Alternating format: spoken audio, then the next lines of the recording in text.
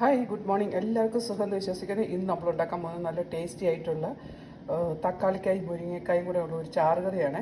അപ്പോൾ അതെങ്ങനെയാണ് ഉണ്ടാക്കുന്നത് നമുക്ക് നോക്കാം. ഇന്ന് നമ്മൾ ഉണ്ടാക്കാൻ പോകുന്നത് മുരിങ്ങക്കായും തക്കാളിക്കായും കൂടെ ഉള്ള ഒരു ചാറുകറിയാണ്. അപ്പോൾ ഞാൻ ഇതിന് വേണ്ടിയിട്ട് ഒരു മുരിങ്ങക്കായ ഇതുപോലെ നന്നായിട്ട് കഴുകി തൊലിയൊക്കെ കളഞ്ഞ് നല്ല വൃത്തിയാക്കി എടുത്ത് വെച്ചിട്ടുണ്ട്. അതുപോലെ തന്നെ എൻ്റെ ചെറിയ തക്കാളി ആയതുകൊണ്ട് 2 തക്കാളിയും ഞാനെടുത്ത് ഇതുപോലെ ചെറിയ കഷ്ണങ്ങളാക്കി അരിഞ്ഞെടുത്ത് വെച്ചിട്ടുണ്ട്.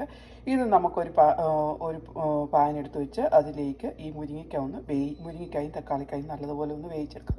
ഇതിലേക്ക് നമുക്കൊരു സ്വല്പം മഞ്ഞൾപ്പൊടിയും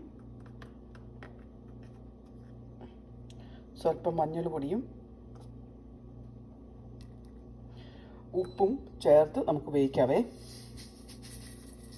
ആവശ്യത്തിന് ഞാൻ ഉപ്പിട്ട് കൊടുത്തു, മഞ്ഞൾപ്പൊടി ഇട്ട് കൊടുത്തു.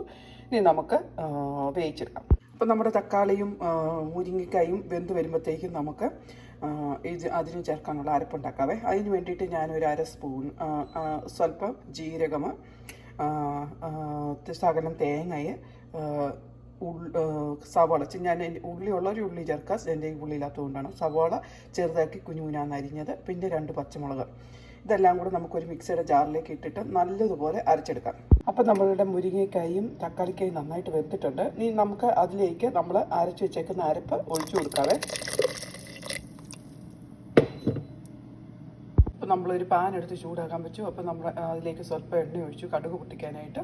അപ്പോൾ നമുക്ക് നമ്മുടെ എണ്ണയൊക്കെ ചൂടായിട്ടുണ്ട്. ഇനി നമുക്ക് അതിലേക്ക് കടുകിട്ട് കൊടുക്കാം. അതിലേക്ക് കടുകിട്ട് കൊടുത്തു, ഉള്ളി കരിവേപ്പില ഇട്ടിട്ട് കൊടുത്തു. ഇനി നമുക്കൊന്ന് വറുത്തെടുക്കാം. അപ്പം നമ്മുടെ കടുക് വറുത്തെടുത്തിട്ടുണ്ട്. ഇനി നമുക്കത് നമ്മുടെ കറിയിലേക്ക് ഒഴിച്ചു കൊടുക്കാവേ. ഇനി അതിലേക്ക് നമുക്കൊരു സ്വല്പം മുളക് പൊടിയും കൂടി ചേർത്ത് കൊടുക്കാവേ. എന്നിട്ടൊന്ന് ജസ്റ്റ് ഒന്നുകൂടെ തിളപ്പിച്ച് എടുക്കാവേ. അപ്പം നമ്മളുടെ നല്ല ടേസ്റ്റി ആയിട്ടുള്ള മുരിങ്ങക്കായും തക്കാളിയും കൂടി ഉള്ള ചാറുകറി ഇവിടെ റെഡി ആയിട്ടുണ്ട്. അപ്പോൾ നിങ്ങൾ എല്ലാവരും ഇതുപോലെ ഉണ്ടാക്കി നോക്കണം. എന്നിട്ട് ഫീഡ്ബാക്ക് അറിയിക്കണം. Thank you for watching.